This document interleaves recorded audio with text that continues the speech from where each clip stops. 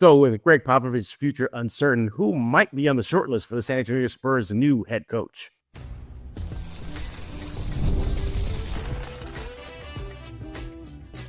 You are Locked On Spurs, your daily San Antonio Spurs podcast, part of the Locked On Podcast Network. Your team every day. Hey, welcome back to Locked On Spurs, right here on the Locked On NBA Network. I am your host, Jeff Garcia, Spurs writer for Kansas City, San Antonio. Glad to have y'all back. Hope you're having a great Tuesday. And as always, we thank you for making Locked On Spurs your first listen every single day, your first and only stop for all things silver and black. Make sure to subscribe to the Locked On Spurs newsletters in the description below. If you're on YouTube, literally says LO Spurs newsletter. Click on that link, completely free. Hits your email inbox every single day. What are we talking about today? Well, with a recent report via ESPN, Sharania saying that San Antonio Spurs head coach is not, Gregg Popovich is not coming back this season, and his future moving forward is uncertain. Maybe it's time for the Spurs to start thinking who will be the heir apparent to his seat, who's going to be filling in those big shoes.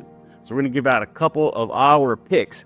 I guess kind of a short list, if you will, of who should the Spurs look at, pros and cons of that individual, and so much more. And then you get to your comments, Locked On Spurs fans. You guys are leaving a bunch of comments, and yeah, I think y'all are not happy with the season, the way it's going. Huh? What a bummer of a season, huh? You got the Popovich news. Wemby's out for the season. Team's not doing good. They're getting smoked versus, what was it, that first game of the Pelicans back on Sunday. So not fun times for Silver and Black fans, but hopefully there'll be some brighter days ahead. Let's go to bring our guest. He is Rudy Campos of Sweep the League back once again. Rudy, I think I'm going to have to start putting you on the payroll, buddy. Yeah, I think I'm waiting for that first check to come in from Locked On, but no, it'll come within time. It'll come within time. And by check, I mean a bag of Skittles. Is that cool? I gave up Skittles a long time ago because I don't like the sticky, icky, in your teeth. So I'm more of a Reese's peanut butter cup guy. Right, because of ET? Yeah. Definitely, yeah. That scene when he screamed from the bush, that freaked me out as a kid. That was a low-key scary jump scare. I think that scared a lot of kids back in the days. That kind of ages it, doesn't it? I'm traumatized. I'm still traumatized. I know the scene's supposed to be funny, like the Elliot gets scared and E.T. got scared, but man, the way it was like, he waved his hands in the air, I was like, no way, pass on that.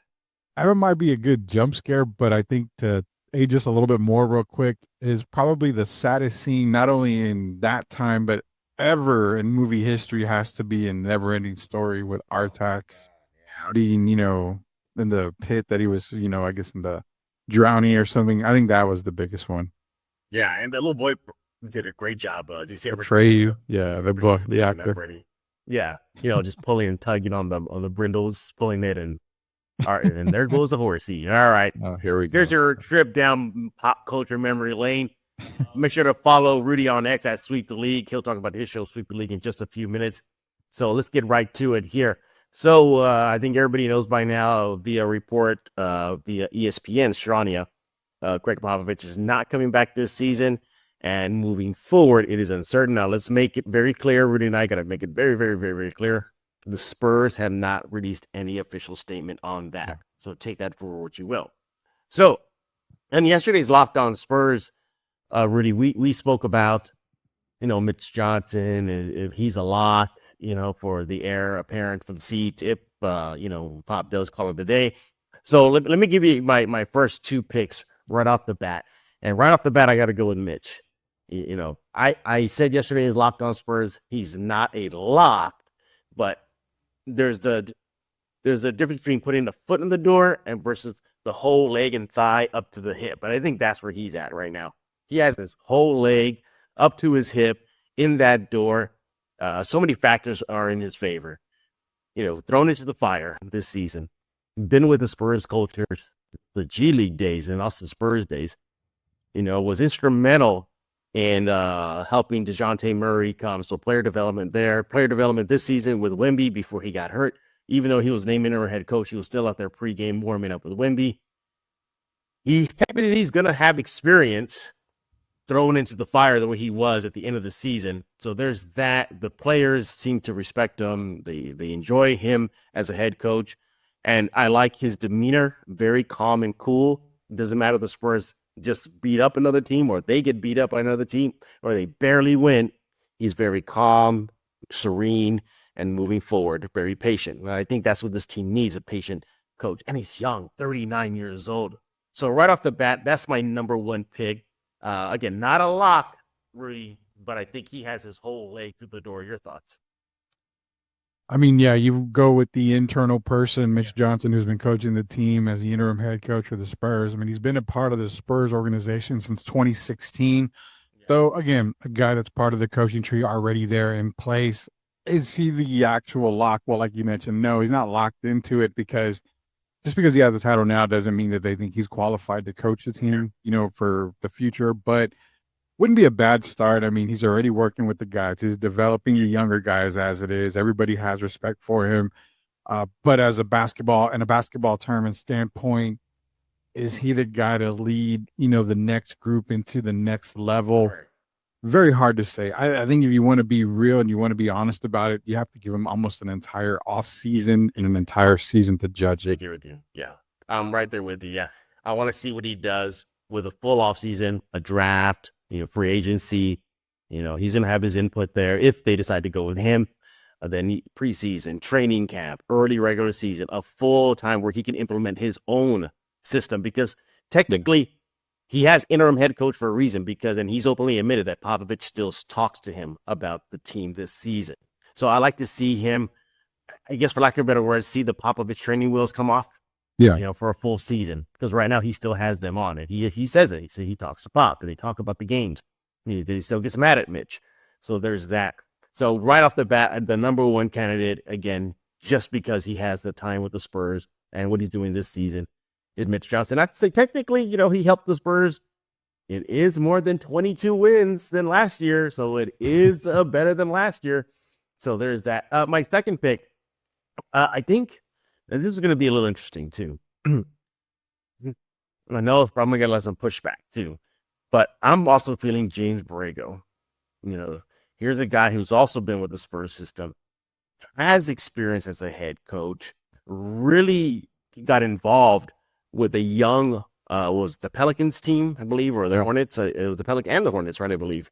Yeah. So he has experience as a full-time head coach, not interim, full-time. He knows what it is to coach a young team, as we mentioned, the Pelicans and the Hornets. He knows what it is like to be with, I guess, a megastar, from Zion. Or I don't know if you can correct me wrong. Was he with the LaMelo years? I don't know if he was with the LaMelo years earlier. He was there from 2018 to 2022. So yeah, I believe he was towards the end. So he's there with a point guard, a budding star at that time. You can transfer that to Steph Castle now. I think, and I assume he has the Spurs experience. I think he would come in good. He's still relatively young in his early 40s, I believe. So I think that would be another seamless transition. The only reservation I have, though, is if he brings in his own staff and they want to revamp what Popovich has established. By the way, another note for Mitch Johnson is, he knows what Pop wants. Maybe he can carry that legacy moving forward. But as far as Borrego is concerned, my thing is, will the Spurs be cool with him bringing his own staff if he opts to go that direction? So those are my two picks, Borrego and Mitch Johnson. What do you think about Borrego? I like James Borrego. The only thing that I'm not too sure about James Borrego is I think he's one guy that's probably, and it's not a disrespect or something, but probably needs to be just as an assistant. He's a really good lead assistant head coach, more than he is an actual head coach taking the reins.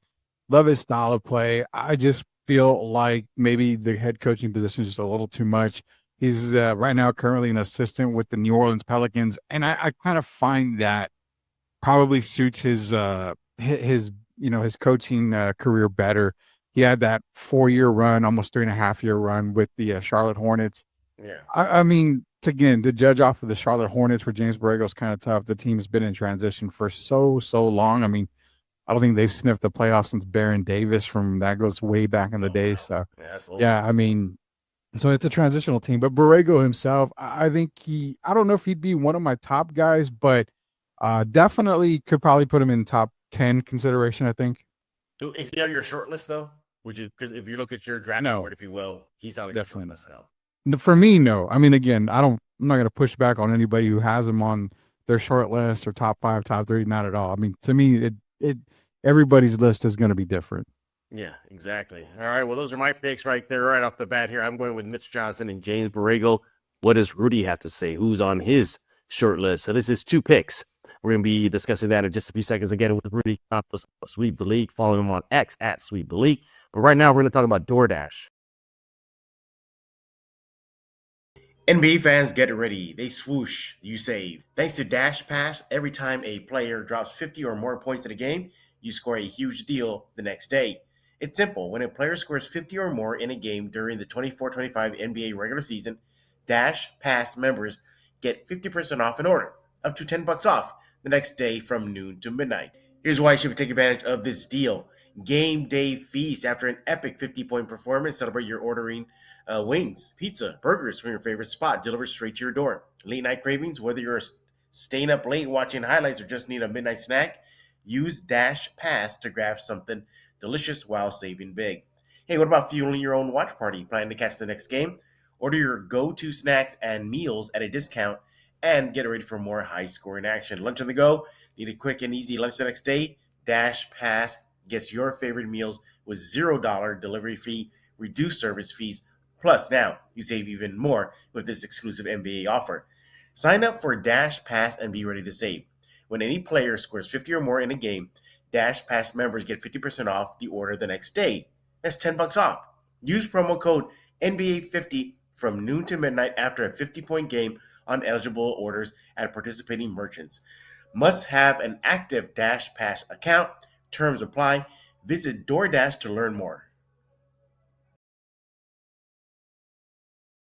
This is Homer Simpson, and you are listening to my favorite Spurs podcast, Locked on Spurs. Donuts.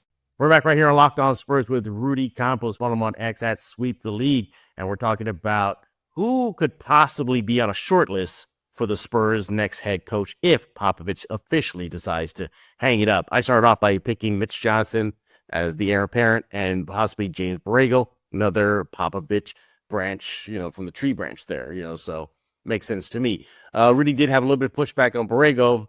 Agreed with me regarding Mitch Johnson. It's not being a lot, but just a whole freaking leg in the door. Time to find out what Rudy has to say. Rudy, who's your number 1 pick? Well, I think the obvious for me has always been Mike Brown. Definitely has he's got some history with the San Antonio Spurs. Career record right now of 454 and 304. I mean, he's almost 60% win percentage. Been to the NBA Finals. Been to the conference finals 2 times or 1 time. Yeah. 4 times. First 2, right? Didn't he win? Yeah, and then also he's taken Cleveland to a finals. He's taken Cleveland to conference finals. He's taken them to conference semifinals. The Lakers, he took them to the conference semifinals. He's made the playoffs another time in Sacramento. So, I mean, again, I think he's only had 1 career coaching stint where he was under 500. The rest of the times he's always been above 500. 60 wins here. He had 1 60-win season, a couple 50-win seasons, a lot of 40-plus, high 40-plus win seasons. I think a guy like Mike Brown comes in, already knows De'Aaron Fox. He already knows the Spurs system. He kind of has already that Spurs culture in him. He wants to get the guys on the defensive side to work even harder. I love his style of coaching. Mike Brown's my number 1 choice. And, a lot of people might agree but disagree with that. I know a lot of people like Dan Hurley.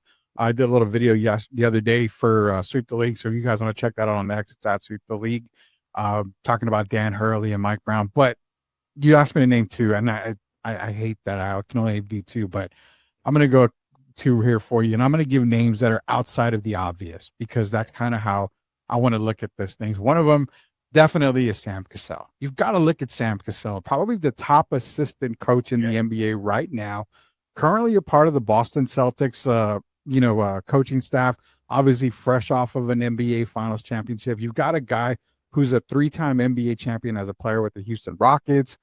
Sam Cassell's been a part of a lot of organizations from the Washington to the Clippers, then to Boston, also had a stint with the Philadelphia 76ers. For me, outside of the obvious choices, Jeff, Sam Cassell is that guy. Fiery guy, great playmaker. I mean, he's a point guard at heart. So, I mean, he has these plays designed. He can get under the player's skin, but in a good way. He can make them better. He can fire them up. just remember those Rockets teams with him and Mario Elie. I mean, those guys were diehard guys when it came to basketball. So he's my first pick, Sam Cassell. Have you got thoughts on that before I go on? Let me know what you got him, Jeff. Yeah, I think that's a great pick, and I think it's also well deserved if Spurs go that direction with him because he's paid his dues in the NBA, as you mentioned, and I think he would bring in some toughness to this team. No knock on Mitch or James or Mike Brown, but you name. But I think he would add, it's almost like Ime Udoka kind of mentality that take no prisoners on the court, and I think that'd be great for the young Spurs right now. And look, he played with an all-time generational big Dream, so he'll be able to maybe help Wemby develop in that direction. Teach him little things that maybe he saw Dream do as well.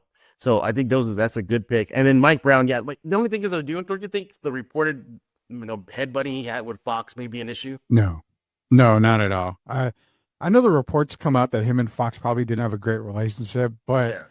I'm going to say that, I don't know for a fact, but I know from just talking to a couple of people that a lot of that reporting was wrong. There was no issues between Mike Brown and De'Aaron Fox. As a matter of fact, some of the counter reports are saying that the reason why De'Aaron wanted out was because they fired Mike Brown.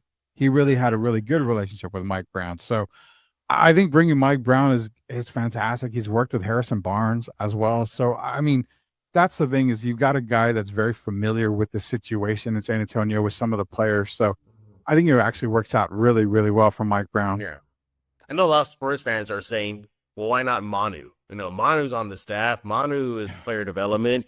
I don't think Manu is – I don't think he wants it. And I don't know if he's built for it. And I know technically there is a precedent of players going right into the fire. More recently with Steve Nash and another more recently too, JJ Redick. So it's not unheard of, but I don't think Manu wants it. And I know Spurs fans think that it's just the obvious pick, but personally, no. I mean, he's not even on my honorable mention list. I don't think the Spurs would go the Manu Ginobili direction. And we know Tim Duncan ain't gonna want it. He did it one assistant for a year, and he said, "I'm out." So. And Tony, he's just all about business now. He's all a businessman now, and that's far removed. But I don't think Manu would want it. What do you think? No, and I got to give a quick shout out to Spurs fans out there. I mean, just because you would think that Manu and Tony and Tim would make great coaches, I'm sure they'd make great coaches. I'm sure they would do a really good job, but it's a job they don't really want. And if they did, they're going to go about it the right way. They're not going to be able to, they're not going to get thrown into the fire. That spells, huge mistake right there for the Spurs because guys like Manu, Tony, and Tim, especially Manu, he wants to win right away. He has a certain style that he plays and he wants to win right away. I think the frustration behind it would be a little too much for Manu, but he's the type of guy where he would want to get his feet wet in coaching, maybe a few years, 3 or 4 years before he would actually want to take over head coaching, not get thrown into like Steve Nash or anybody like that. One guy Spurs fans could go back to is a guy who's already had head coaching stints in college, and that's Avery Johnson with Alabama. I mean, he would be a decent guy to come in. I don't know if he would really want it right now, but he's another guy that's a former Spur that could possibly be in the negotiations for it. But I know we got to go on, but just 2 quick names to keep in mind. If people want to think outside the box, you have a 42-year-old head coach in Brooklyn. His name's Jordi Fernandez. He's a player development coach for Cleveland when he started. He started coaching at the age of 15. He's coaching in Brooklyn now. He's had a stint in Sacramento as an associate head coach, Denver. I mean, this is a young guy who can really develop players. So if you're looking on the development side, Jordi Fernandez is another one. One honorable mention, everybody talks about Becky Hammon. Yeah. Becky ain't leaving the WNBA. No. There's no way about it. But if you want to go the WNBA route, one name that's she is shooting up a lot of coaching, job interviews and everything. And that's Lindsey Harding out of the Los Angeles Lakers. So keep in mind, there's other coaches out there that are probably going to get interviewed and that may be a little more qualified than where Mitch is. But those are 2 names just to keep in mind for you Spurs fans. You want to do any research. Yeah, I think you meant the LA Sparks, but no, regardless, for sure. Here's my wild card pick, and or I should say, I'm not going to be surprised if it happens, quote unquote, pick, and that is Monty Williams. Monty Williams is in San Antonio. He's coaching high school level ball right now at San Antonio's TMI. Just out of the blue, he shows up in San Antonio, literally places Bruce Bowen as the head coach of that team. Could be. Today, Bruce Bowen keeps on saying, I don't know why they replaced me so fast. Could things be setting up now for, that heir apparent for Popovich, kind of behind the scenes? It was sudden. Go back. Don't believe me. Go search for yourself, everybody on the internet. Yeah. Bruce Bowen was the head coach of TMI, and then just in a snap, they said, bye, Monty Williams, you're in. So yeah. Could they be setting the table up for that? That's a name that I'm really circling on my short list as not going to be surprised if Monty Williams is the next head coach. And again, it makes sense. The long relationship with the Spurs. It was a player before, assistant coach. I think he was an executive as well with the Spurs, and he did some work with the Austin Spurs as well. Has a coaching experience, helped coach Team USA with Popovich, or it's just Team USA in general. So he is my don't be surprised if it's Monty Williams pick. So there you have it. Those are right picks on our short list. We give you an extra bonus one there too. Rudy went with the WNBA route. I went with the sneaky route, that being Monty Williams. Think about, isn't that was anything weird though? Just out of the blue, Monty Williams showed up on the scene in San Antonio, and then it got quiet. Yeah, it was kind of it was surprising because Bruce did a pretty decent job over at TMI, and then to get kind of ousted like that was kind of crazy. I know Derek and I talked about it when it happened, and it just didn't seem really, really right. But yeah, Monty Williams, San Antonio, that's a guy I wouldn't think. But the Lindsey Harding, what I mentioned about the WNBA, she's actually coached the Sacramento Kings and the Lakers. She's currently with the Lakers. So she's currently with the Lakers. Okay. Yeah, she's currently with the Lakers and as an assistant, and she started with Sacramento in 2022. So she's got some experience. She's got some. Well, there you have it. Those are some names on our short list. Obviously, there's tons of other names too. Do the Spurs go back in the past and Tori Messina? Probably not. Just look on the bench and say, Brett Brown, do you want the job? You get that itch again. So again, there's other names out there. We shall see. But leave us your thoughts on the whole situation with Popovich. Again, the Spurs did not say anything official regarding the future of Popovich, or even this season. They have still been quiet about it. So keep that in mind. But if Pop does decide to put down the pen and pencil and the tablet, who can be the next one? So leave us your thoughts. You can let Rudy know on X at Sweet the League. You can let me know by subscribing to Locked On Spurs and leaving a comment on the YouTube page, because that's what we're going to do next. We're going to dive into your comments. Locked On Spurs fans, you got a lot to say. Let's hear what y'all are talking about right here on Locked On Spurs. This is Emily Swallow, and you are listening to Locked On Spurs with Jeff Garcia. We're back right here on Locked On Spurs with Rudy Campos of Sweep the Lead. Follow him on X at Sweep the Lead right now. Maybe send him a picture of E.T. jumping out of the bushes to scare him. I think it was traumatizing. You know what else was traumatizing? Who Framed Roger Rabbit? Where the bad guy gets the bug guys. Yeah, and then he get that squeaky voice. The kids are going higher pitch. I was like, wait a minute. Don't freak out here. They're just traumatizing us, Rudy.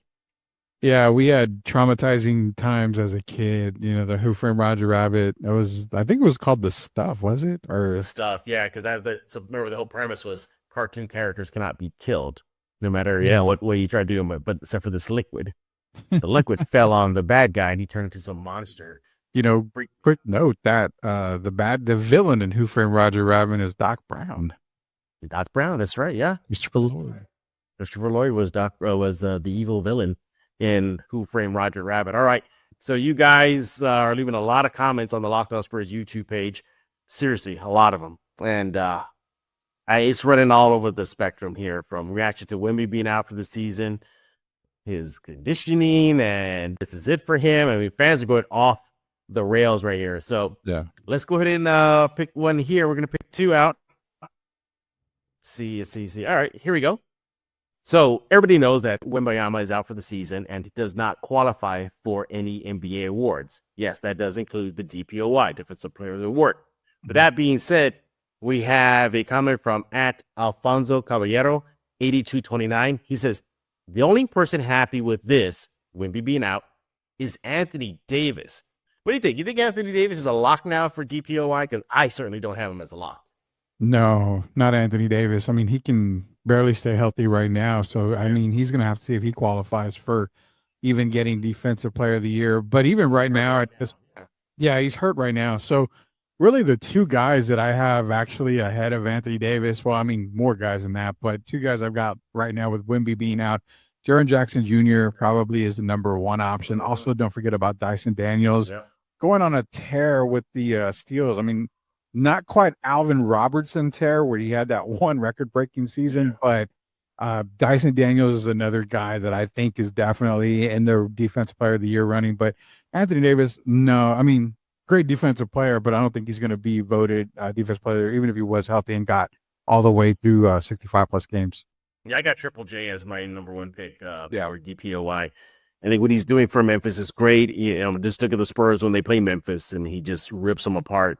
There's a reason why Memphis is one of the better teams in the West. They get it done defensively, and a large part has to do with that with Triple J. So there you have it. All right, thanks for that comment there. The next comment is from Mitchell was Muss, I guess, 43-5. He says, quote, Fox should get surgery tomorrow. We should give Castle starting minutes and look forward to next season. We should focus the rest of this year on development, et cetera, et cetera. So there's a lot of talk among Spurs fans that with Wemby being out, the season's already done, so just cash it in. And D Fox, you're likely going to have surgery on your finger this offseason. Just call it a season, and we'll see you next season. Get the surgery done now, a.k.a. tank. What do you think about that? Do you think Fox, you ready to just get that surgery done with? Because it technically will help the Spurs short term in the draft. Where do you feel about that? You think the season is already a bust already, and these last 28, 29 games are just whatever? If it's a bust, it's hard to say. I think when Wemby goes down, everybody expects already, well, the season's already done. Yeah. But I mean, we both said they're still going to win a few more games. How many games, we don't really know. Yeah. Is it going to affect them to where they can't get a number one pick? Not really. I mean, there's no way they're going to be as bad as Washington, who's only like at 9 wins right now. So they're not going to have the greatest odds of getting that number one pick. So I think just kind of letting the chips fall where they are probably is the best way to look at this season. If they win a few games, great. If they don't, no big deal. But with Fox and the injury, I really think that it's okay with him playing, because if the surgery he has is only a recovery time of about a month and a half, 2 months, that's the off season. He should be fine. There's no reason to, just pull him now and have surgery now, because then, it's like, well, this is kind of time away. He's going to get away from adding chemistry to the guys that are on the roster right now. So I think it's more of a Spurs De'Aaron type thing. Spurs are probably saying, how do you feel? I feel fine. Can you play? Yeah, I feel play. I think if they see that his injury is getting a little bit worse, they may shut him down. But for right now, no issues at all. I mean, he's still tracked to get surgery in the offseason. He's still on track to be back way before training camp. So I say just let him play right now until it gets a little bit bad. I'm gonna say shut him down too. I think you got nothing. You got nothing to prove this season. In the playoffs, it ain't gonna happen. And guess what? Likely the play-in probably not gonna happen as well. At the rate, look how they lost to the Pelicans in that first game of that back-to-back set. I mean, did they even show up in the fourth quarter? Got outscored with 30 plus to 17, 19 points. Yeah, they can't rebound worth the what. Their offense goes missing for not just a quarter, for halves. And the upside is, maybe you're not going to get the number one pick or the 2 pick unless a miracle happens, that we seem to be for in NBA drafts. But you got everything to gain by getting Castle out there more minutes. You got everything to gain to even bringing some of the G League guys in. What about Harrison Ingram? What has he proven so far in Austin? What about Devin? Put him in the fire. He's been having a bad string of games. Throw him out there. Prove that you're going to be a big component moving forward. Mitch Johnson, let's see what you got. Without 2 star players, can you help guide this team to be competitive? So I think there's too many pros, in my opinion, and why the team should go ahead and tell, or at least consult with Fox to maybe consider taking the surgery earlier than not. And look, you also run the risk of the finger getting worse. He showed exactly the damage to it in Austin after the loss to Detroit, his fingers is completely bent in. He put it in his hand, and his like finger is like this. It's like cracked in. You know, and I know he tapes it together to keep it straight, but freak accidents happen. It can make it worse. So to me, when I look at that situation, I think there's more pros than cons of why Fox should opt to take, and the Spurs as well, to a degree, to get that surgery done sooner than later. But man, I can't believe this season how it's turned out, Rudy. Just wild, man. Your start of the season, everybody was hopeful. Everybody was, man, this team could make some noise, and here we are. I don't know if I was hopeful. I think I said 30 wins and 35 on the high. So I mean, I couldn't have expected, even with a healthy Wembanyama. I mean, you're still, like I said, you added De'Aaron Fox. You're still gonna add maybe a few more wins, but to me, it still wasn't a playoff type of season. It still wasn't, it was a fight for the play-in type season. And even at that, I still kind of question that. But, one thing on De'Aaron that, people maybe if you dive down the rabbit hole a little bit is the fact that maybe he has incentives he needs to reach to get, a bonus. So, I mean, if that's what I'm saying, he may be like, well, I need to play at least, 68, 70 games to get that bonus. So remember, contracts are riddled with bonuses left and right. So to say that, he should shut down. Yeah. I mean, true basketball heads and fans are going to say, yeah, shut him down because their season's lost. But when a player is playing in the NBA, they've got, $5 million contract, but $1.5 million of it is probably bonused. So you've got to hit certain measurements and everything like that. So again, there could be other reasons as to why they haven't shut him down just yet. That's why we don't shut you down during the season, Rudy, because you still have that other incentive bonus on the Locked On Spurs guest contract. Basically, everybody, Rudy, has to make at least at minimum 20 more visits to Locked On Spurs this season before he can get to his free pack of Twinkies. Think about that. Well, there's 365 days a year, so there's 52 weeks. I think my contract for Locked On Spurs is I have to appear in 47 weeks out of the year. So yeah. I don't put me on the injury list. You get Twinkies though. I get Twinkie. There's been times Jeff says we're going to shut you down for this. I said no. I got to hit my contract. Yeah, I got to hit it. Gotta get that Twinkie goal. He is Rudy Campos of Sweep the League. Follow him on X at Sweep the League, and right now he's going to tell us why you should be subscribing to Sweep the League right now. Take it away, Rudy. Yeah, so for Sweep the League, go to our YouTube page or Sweep the League TV, hit the subscribe button. We're trying to build up our TikTok following. It's at Sweep the League Radio, so be sure to follow us on there. Pop not coaching, that's going to be a big subject coming up this week, obviously on Sweep the League. Obviously, Victor Wembanyama being shut down. A lot of times we don't really talk about Spurs. We'll talk a little bit more about it this week, but also NFL draft ramping up. I got to get ready for the NFL offseason. Baseball starting to ramp up, so we'll get a little bit more baseball talk. And also, very popular subject as we've been kind of picking apart LeBron James. Last week, we may do it again this week. And yeah, I mean, the conversations we have is really, really fun. We have a lot of NBA throwback conversations and NFL throwback conversations. So sure to go to YouTube, search Sweep the League TV, hit that subscribe button. Yeah, one of my favorite moments with Sweep the League is when Derek opens up the vault and tells his stories playing in the league. Those are fun. Those are really, really fun. Just give you the glimpse. Now, did he take credit for Reggie Theus being the player he was? Something like that? Like he got hurt? Or it was like a situation where he got hurt? What was that story? I think what it was Reggie Theus was playing in the New Jersey Nets at the time. Yeah. He got hurt, and then Derek took over, and then Derek started to I mean, that's when he really started to ball up in New Jersey. But then one of my all-time favorite players, Drazen Petrovic, rest in peace, got traded to New Jersey, and then that took Derek's minutes away because Derek got hurt with his back. So Drazen came in. So but the cool thing about Derek is if you remember the Michael Jordan video when they were playing in Chicago, and one basket comes down, comes on the other side. It's a very popular one. If you look closely on the bench, you'll see Derek Gervin there with I think it's Sam Bowie and a couple other guys that are they fall back and all that stuff. So yeah, Derek brings up the vault left and right. But yeah, it's crazy. It's fun. It's always fun. Oh, another reason why I should go subscribe to Sweep the League right now. All right, Rudy, thank you for taking time out of your schedule to join us here on Lockdown Spurs. As always, we'll get those Twinkies to you ASAP. Everybody else, thank you all for making Lockdown Spurs your first listen every single day. Free and available wherever you get podcasts, iTunes, Spotify, Kenspire Plus app, YouTube. Lockdown Spurs newsletter. It's in the description below on YouTube. There's a link there. It says LO Spurs newsletter. Click on that. Completely free. Hits your email inbox every single day. So, free. It's free. Go sign up right now. We'll be back tomorrow. I think Casey Vieira's finally joined us here. We finally get him on.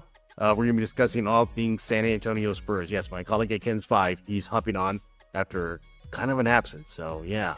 Well, we'll give him the business tomorrow about that. But for Rudy Campos, I am Jeff Garcia. We're going to put a lock on this episode of Lockdown Spurs.